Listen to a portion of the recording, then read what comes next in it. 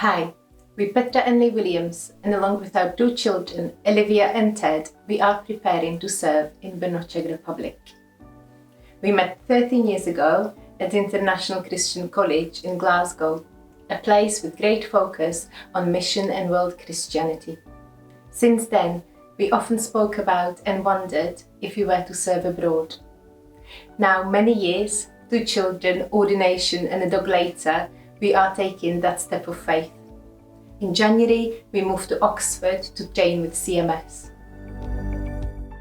Brno is the second city, one with a rich industrial heritage, but one that stagnated under the communist regime.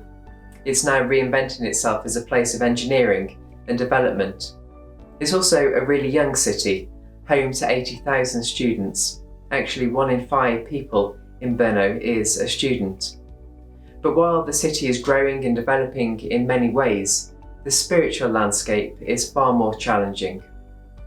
While the nation was suspicious of the church even before the onset of communism, imposed atheism and the persecution of believers in many ways, from subtle harassment to brutal force, has left a scarred community of faith and a society deeply sceptical of religious institutions. Now the Czech Republic is often cited as the most secular country in Europe. According to a Pew Research survey, only 29% of Czechs believe that there is a God. But, of course, these are not just statistics. They represent people, families and communities loved and known by God, even if they don't recognize Him. They are also our family and friends. And for this reason, we are excited to join the ongoing story of CMS.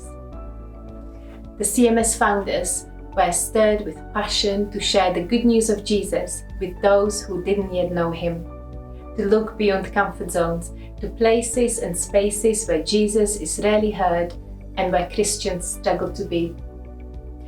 A calling to join in God's work of making new disciples.